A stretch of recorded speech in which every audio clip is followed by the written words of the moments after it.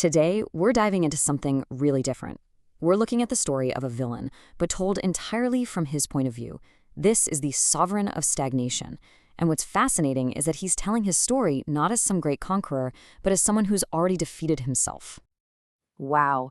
I mean, that opening line just hits you, right? It tells you everything you need to know. He doesn't just see himself as evil, he sees himself as a conscious, self-aware glitch in the system. His entire reason for being is a rebellion against the natural order of things, against life and death itself. All right, so here's the game plan for breaking down his pretty tragic story. We're going to look at who he is, what his power really cost him, his biggest, deepest fear, the kind of kingdom his soul creates, the forces that eventually rise up against him, and finally, the powerful warning he leaves for all of us. So first up, let's really get a handle on his core identity. This isn't your typical bad guy just looking for more power. No, this is way deeper. It's a full-on philosophical rejection of the way the world is supposed to work. You know, the key phrase here has to be conscious torment. Think about that. He actually got what he wanted.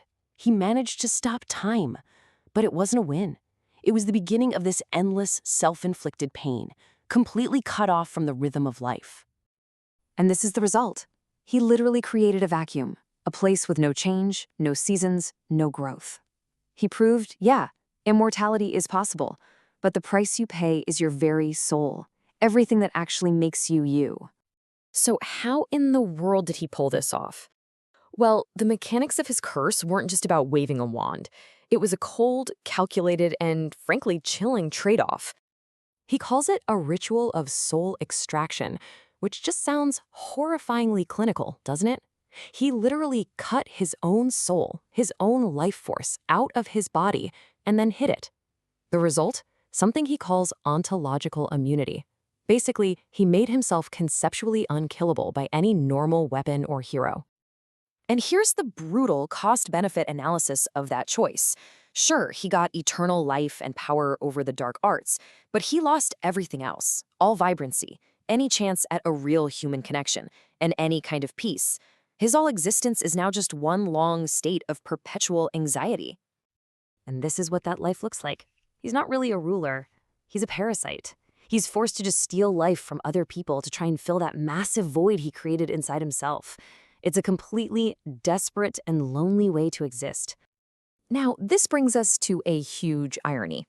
For someone who is so incredibly powerful, his entire existence is balanced on a single, fragile point of failure. The super complex security system he built, it isn't a show of strength. It's an architecture built completely and totally on fear. I mean, think about it. Where do you hide your own death? He chose a mythical island, Bolnyan, at the very edge of the world, a place from legends, hoping nobody could ever reach it.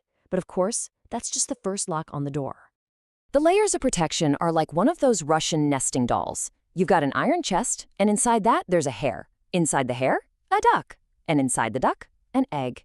Each one is a living, breathing cage designed to protect the next.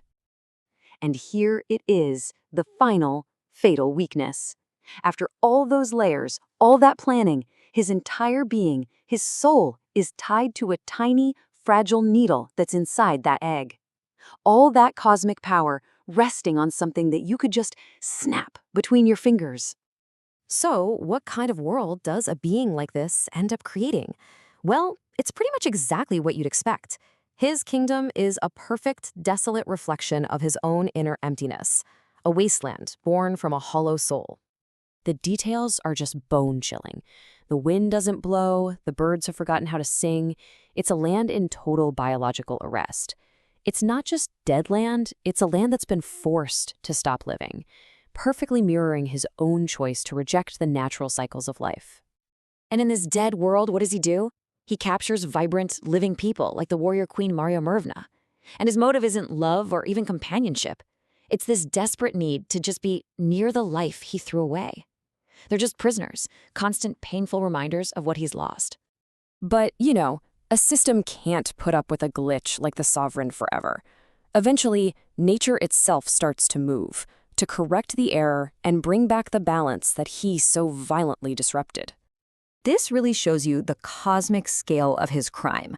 Baba Yaga, who's this ancient, neutral force of nature, she sees his very existence as a poisoning of the soil. So she acts as a catalyst, guiding a hero to put things right. And here you can see these two opposing worldviews on a collision course. You have the sovereign, who manages everything through absolute control, hoarding stolen power in total isolation. And then you have the hero, Ivan Tsarevich, who manages through harmony, gaining his strength from alliances and acts of mercy, the very things the sovereign would call weaknesses. And so we come to the end of his story. But from his own twisted perspective, this end, it isn't really a defeat.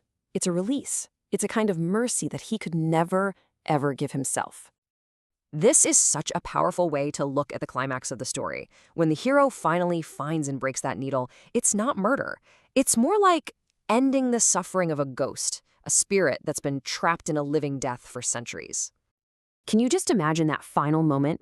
The needle snaps, and centuries of stolen time, all the seasons he put on pause, they all come rushing back in an instant. He finally feels the true weight of his choice as he just crumbles to dust. A devastating but incredibly poetic end. So the ultimate takeaway here is a really stark warning.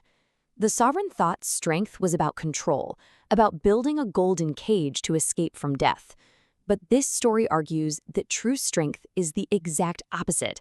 It's acceptance, it's letting go, and finding your place in the natural, changing world. And that leaves us with this final, haunting question to chew on. By trying so desperately to preserve himself from a natural end, did he just end up choosing a much slower and infinitely more agonizing form of suicide?